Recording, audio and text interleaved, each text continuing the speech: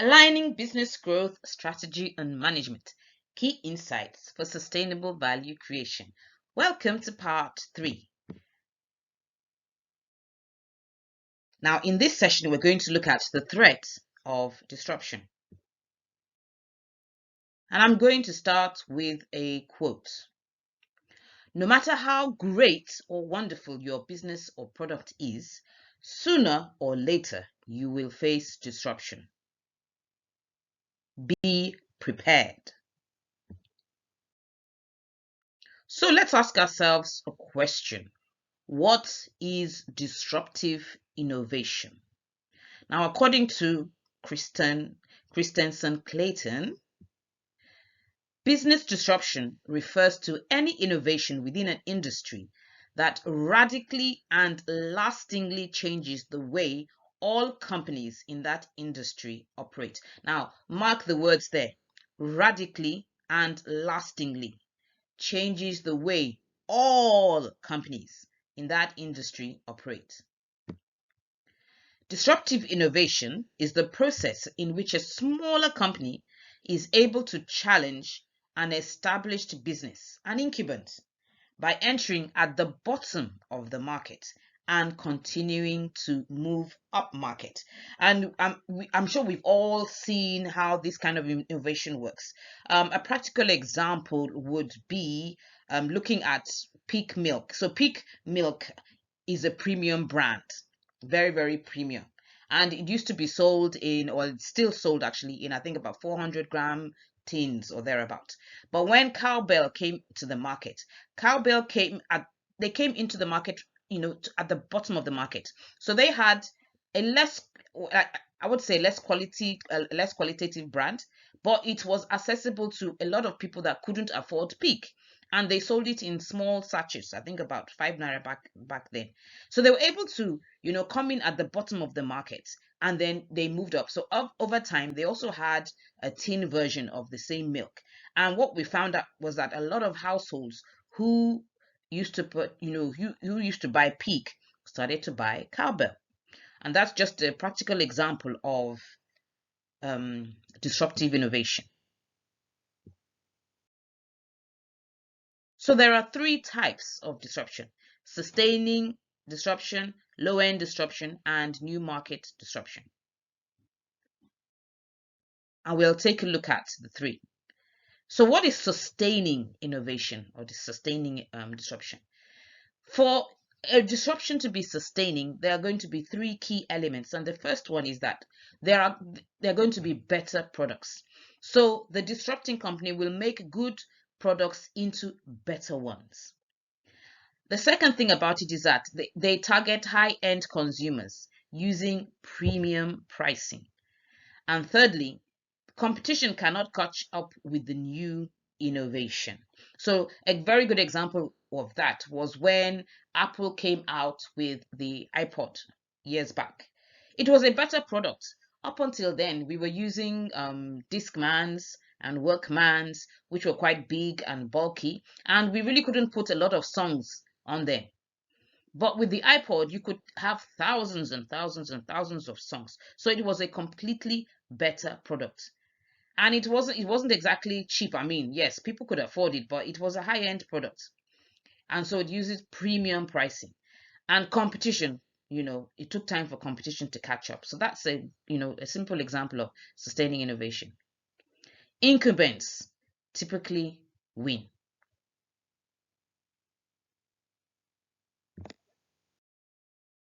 Now let's look at low-end disruption.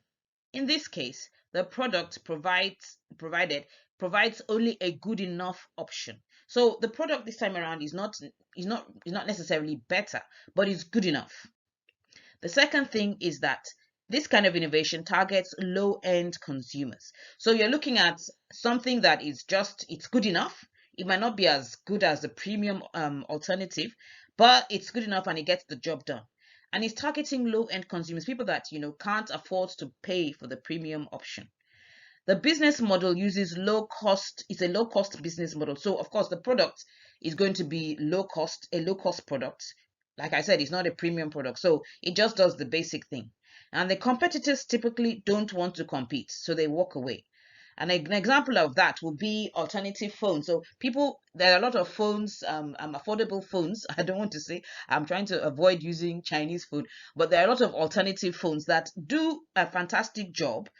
They're not the big brand names, but they're absolutely fantastic. So let me give you an example. I used to use a Samsung. I'm not even sure I'm supposed to be mentioning brand names here now, but I used to use a Samsung, and I spent quite a lot of money on buying my Samsung until I think my screen, something happened to my screen, and I went to replace it. And I remember that I spent almost half of the cost of the phone in replacing the screen, and I was totally, I didn't find it funny at all.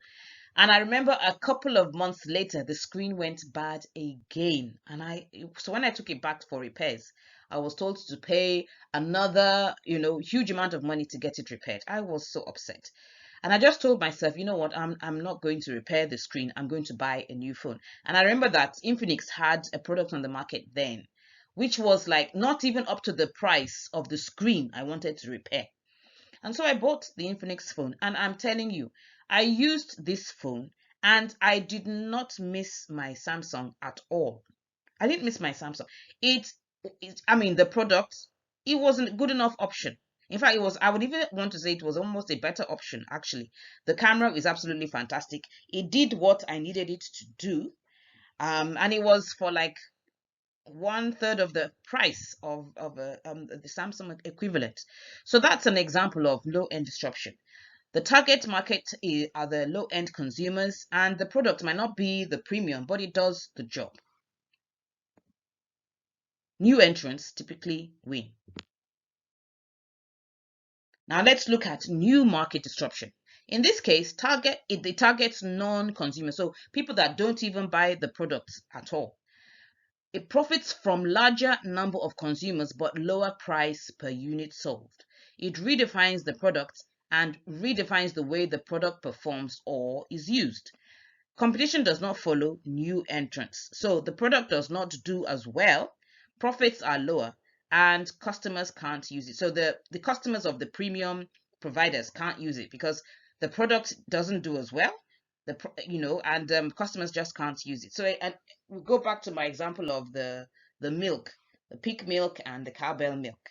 So the cowbell actually targeted non-consumer people that could not even afford milk, couldn't afford to buy pig, and were not drinking milk at all. These people, the product was packaged in a very simple way that the non-consumers could actually buy. And it does, it's milk, and so people could actually buy it and put milk in their tea and people that could not consume milk at all. Now, the high end people might look at it and say, oh my goodness, this thing is in a sachet. I'm not going to buy that because they felt that, sachet is for poor people. So they probably, a lot of them just walked away and didn't buy the product. So competition was able to, disrupt the market at the time. So, like I said, with new market disruption, it's the new entrants that typically win. So let's discuss how can you avoid being disrupted by seen or unseen competition as an organization. How can you grow or at least maintain your market share? And how can you remain innovative and continuously create value? So I'd like you to ponder on this as we round up this session. In the next video, we're going to be taking a closer look at BlackBerry's story.